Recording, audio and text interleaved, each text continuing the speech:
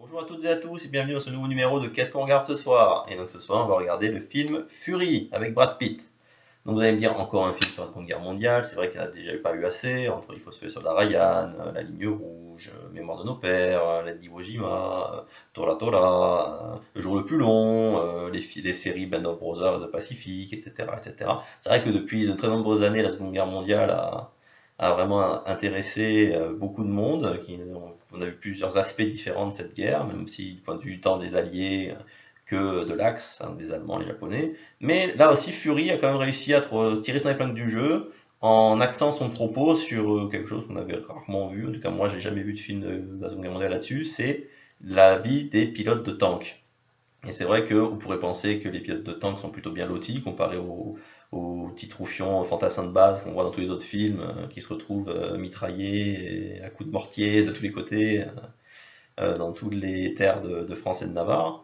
Mais finalement, les pilotes de chars, ils n'étaient pas beaucoup mieux lotis. D'ailleurs, le film commence, on retrouve Brad Pitt donc avec son équipage, qui est le seul tank survivant de toute une cohorte de tanks. Et donc, on est introduit à ces personnages via un nouveau membre qui rejoint l'équipe à cette occasion. Et c'est vrai que c'est intéressant, c'est vrai que on est vraiment mis dans le rôle du petit nouveau, parce qu'évidemment, ces personnages, on est introduit à eux, on ne sait pas du tout qui c'est, on ne sait pas quel est leur parcours, on l'apprend au fur et à mesure du film par petites touches. Et c'est vrai qu'à la fin du film, on se sépare d'eux, après plus de 2 heures de film, aussi abruptement que ce qu'on avait mis. Donc c'est vrai que cette approche est sympa.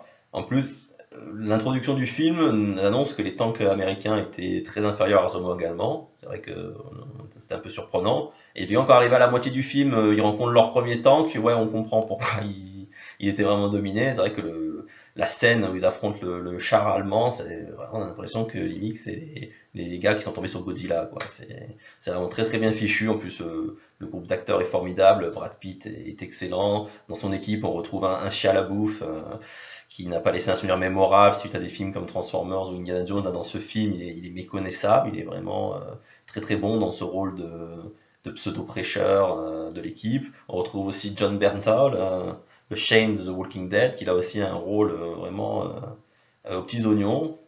Donc franchement, un casting vraiment très très bon, de l'émotion, franchement non, très bien.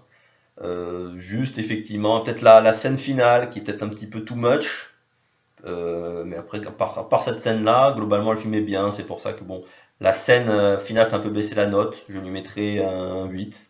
Mais en dehors de ça, ça reste un très bon film de guerre. On passe vraiment un moment intéressant avec ces troufions. Et donc je vous le conseille vivement. Voilà, j'espère que cet avis vous aura été utile et je vous donne rendez-vous pour un prochain numéro de Qu'est-ce qu'on regarde ce soir.